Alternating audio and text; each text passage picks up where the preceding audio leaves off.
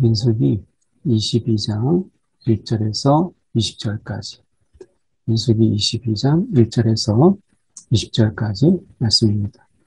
오늘 말씀을 통해서 오늘 보려고 하는 것은 이 고대의 이 약간 배경적인 부분이 먼저 말씀드려야 되는데, 본문의 배경 쪽에서 보면 고대 근동의 수적으로 이제 열세인 그런 민족 또는 그렇지 않더라도 일종의 이 저주라고 하는 이것은 굉장히 큰 무기로 인식이 됐어요.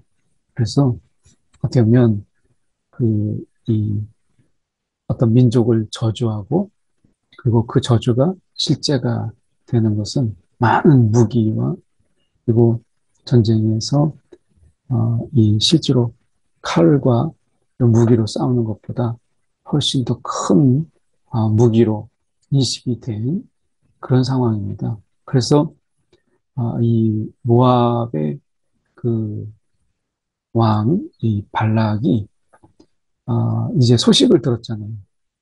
애굽에서 나와가지고 어떤 민족이 숫자가 많은데 그들에게 있어서 이 시온이라고 하는 이것은 당시에 최고 어떻게 보면 그들에게 있어서 가장 이 무서웠던 그들이 가장 무서워하는 이 아모리 왕의 시온.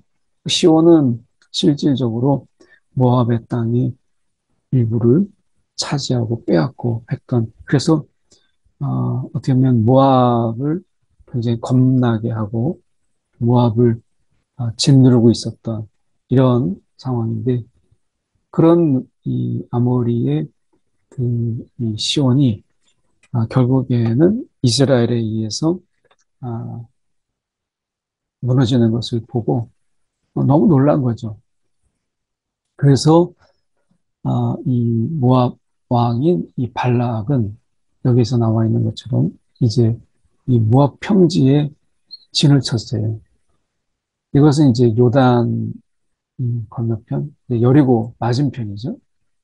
여리고 맞은편에 이제 있는 이제 그 모압 평지에 이제 진을 치게 됩니다.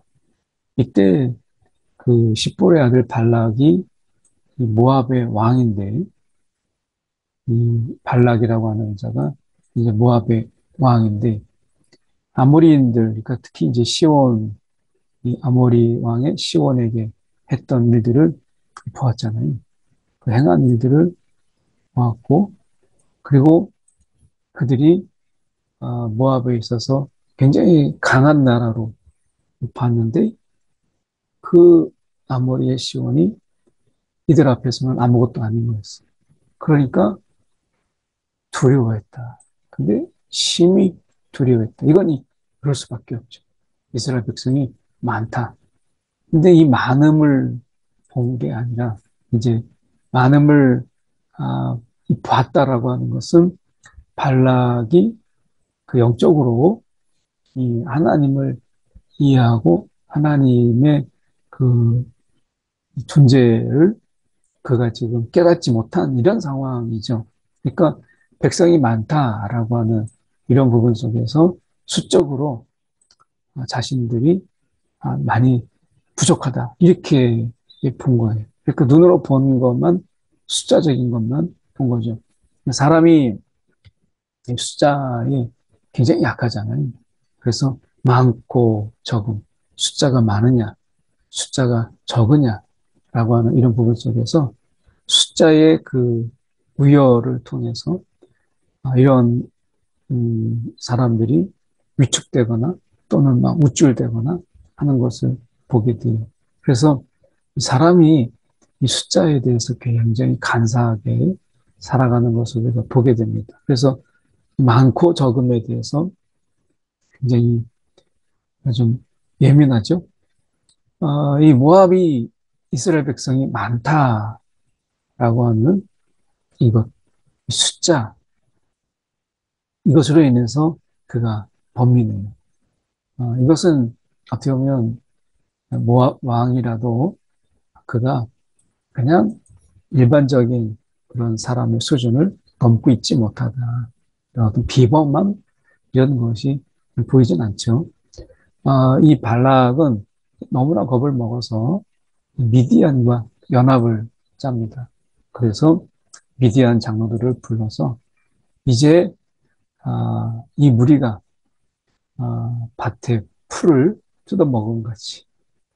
우리를 다 뜯어먹으리라. 결국 남은 건 우리밖에 없지 않느냐라고 생각을 하는 거죠. 그래서 생각해낸 그의 아이디어에서 생각해낸 것이 무엇이냐면 발람을 부릅니다. 이건 자기 어떻게 보면 사신을 보내서 이 발람을 이제 부르게 하죠. 그래서 이것을 이야기합니다. 민족이 나왔고 맞은편에 우리보다 강하니 와서 저주하라. 이렇게. 그래서 이 저주하는 것을 이야기하는데 여기서 보면 그대가 저주하는 자, 저주하는 자는 저주를 받을 줄을 내가 압니다. 그래서 이 발람이라고 하는 이자가 꽤 당시에 명성이 있지 않았느냐. 그래서 그 저주, 복보다는 이 저주 쪽에 굉장히 명성이 있었고 그의 저주에 뭐 쉽게 말하면 우리 식으로 얘기하면 효염이 있었다. 그래서 이 저주로 인해서 많은 사람들이 그 저주가 두려워하고 그의 저주를 두려워하고 또 그 저주가 실제가 되는 것을 아마 소문으로 많이 나 있지 않는가라고 하는 거예요. 그래서 일부 학자들은 이 발람이 저주의 당시에 이름빼나 알려진 유명한 그런 저주가다 이렇게 이제 보기도 합니다. 그러니까 어떻게 보면 당시에 이 저주 축복 우리가 생각할 우리도 그렇잖아요. 복은 뭐 고사하고 저주만 받지 않아도 그래서 우리는 하나님의 축복을 받아야 하나님의 축복이 우리 가운데 있는데 어떤 경우에는 우리가 보면 하나님의 축복은 고사하고 하나님의 저주, 내가 하려고 하는 일에 방해하거나 하나님이 채찍질하거나 징계하거나 하지 않는 그냥 내가 하는 대로만 내버려둬 주면 해도 이렇게 이야기하는 분들도 만나볼 수 있어요. 그래서 복은 고사하고 저주만 없어도 이렇게 생각할 때도 있잖아요, 우리가. 그런 분들을 제가 이렇게 만나보거든요. 그러면 그만큼 우리가 저주라고 하는 것이 사실 두려운 거고, 그리고 이게 무서운 거예요. 그래서 고대 당시의 이 상황 속에서는 이 저주라고 하는 부분이 실제적인 부분에서 힘이 있고, 그 저주가 다들 두려워하는 것이었기 때문에, 뭐, 이 발람의 저주 이렇게 됐을 때는 많은 사람들이 두려워할 수 있었던 그런 당시의 문화였다. 특히 종교적 배경이었다. 이렇게 볼 수 있겠죠. 그래서 이제 모압 장로들과 미디안 장로들이 이 손에 복채를 가지고 이렇게 되는데 이거는 약간 이제 의역이 좀 들어간 거죠. 그래서 원래 의미는 복채라는 말이 없고 점술 이렇게 돼 있어요. 그래서 그에게 이 점수를 이제 저주죠. 점수를 이제 얻으려고 점수가 아니라 점술. 그러니까 점을 치는 거죠. 이 점을 치는 것을 얻고자 하여 이렇게 이제 볼 수 있는데 아, 이 발람에게로 이르러서 그러니까 이 발람이 하는 것을 이 미디안 장로들과 이 모압의 장로들은 이 어떻게 이해한 거냐면 기도로 이해한 게 아니라 점을 치는 것으로 이해했다라고 하는 것을 이것을 통해서 볼 수 있어요. 그런데 이 발람은 그가 이렇게 이야기하거든요. 그래서 발람은 지금 보면 이렇게 얘기합니다. 아, 좀 더 보시면 일단 보시면 말씀드려보면 발람이 그들에게 유숙하라. 여기서 유숙하라. 근데 여기서 유숙하라라고 할 때 들어보면 발락의 말을 그에게 전하매 이렇게 이야기해요. 그래서 이제 그가 기도하는 거죠. 사실 이제 점을 치는 거, 하나님 앞에 점을 치는 게 아니고, 이제 하나님께 기도하는 것인데, 그들은 그 말을 점을 치는 것으로 이해했다. 이렇게 이야기하는 말이 이 복체라는 거예요. 그래서 약간 의역이 들어가는 영어 성경들만 봐도 여기 복체는 그가 점을 치는 것에 대한 대가, 뭐 이런 정도로 이렇게 약간 첨언하고 있는 거죠.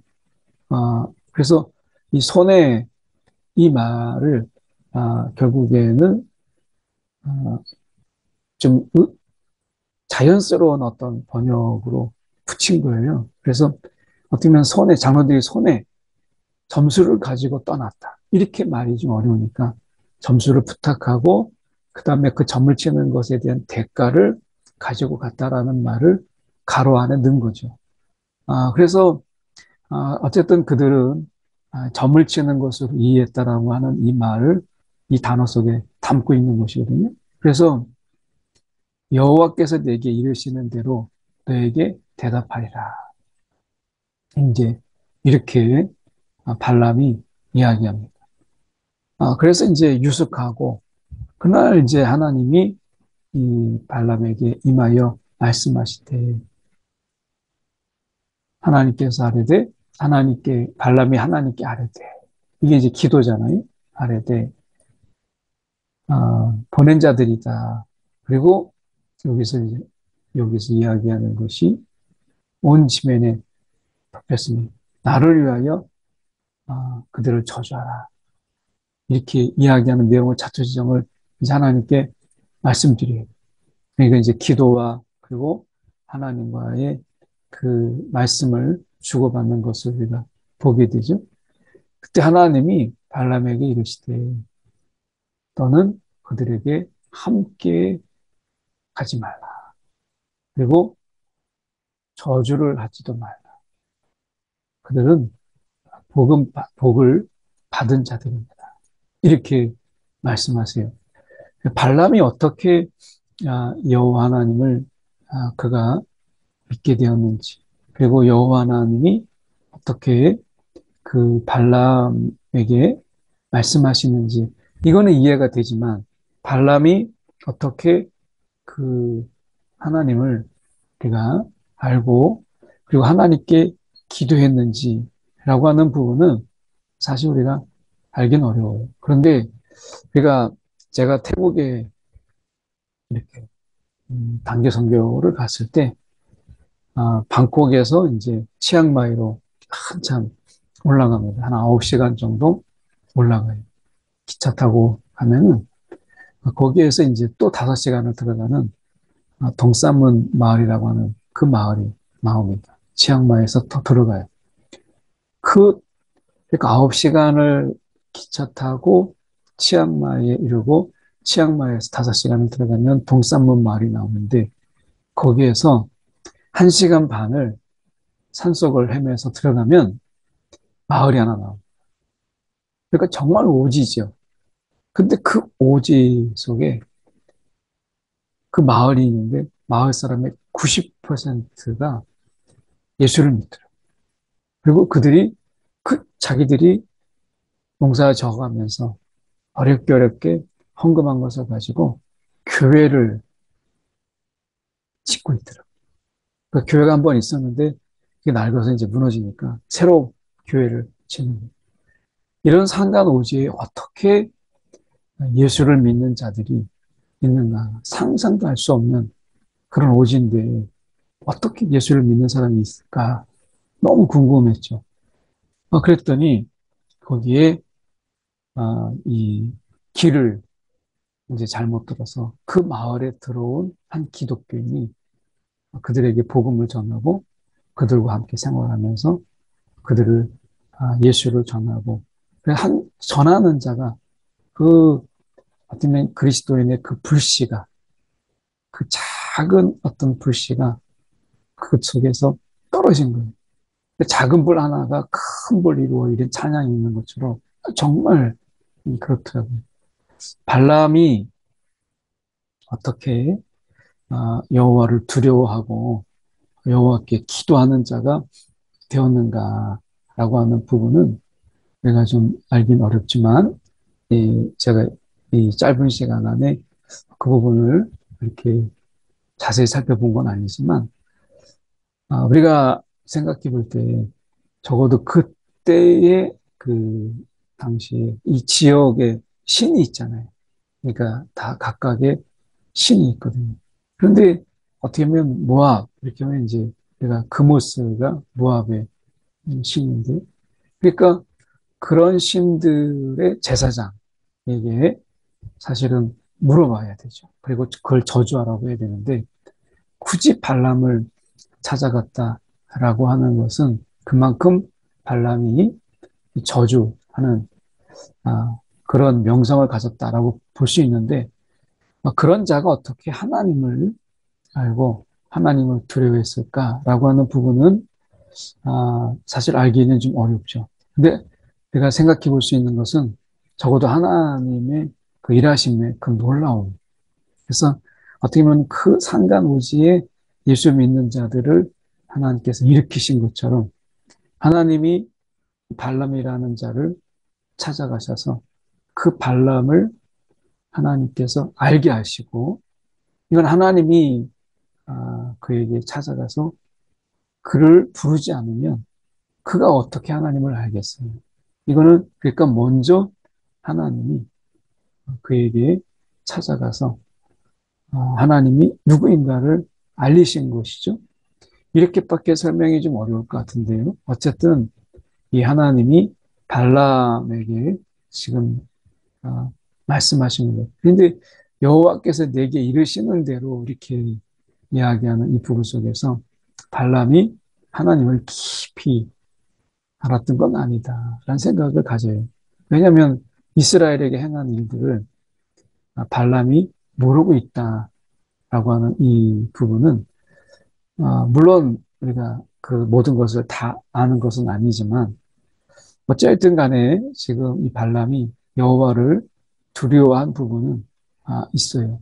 그래서 이 말씀하시는 부분, 특히 지금 말씀에서 우리가 보면 그대가 이 저주라고 하는 부분, 그러니까 그대가 저주하는 자는 정말 저주받을 줄 안다라고 하는 이 모압 왕의 일종의 믿음 비슷한 이런 어떤 신뢰 같은 게 있는 거죠. 그런데 창세기 12장 3절에 말씀해 보면 이스라엘을 저주하는 자는 내가 저주할 것이다.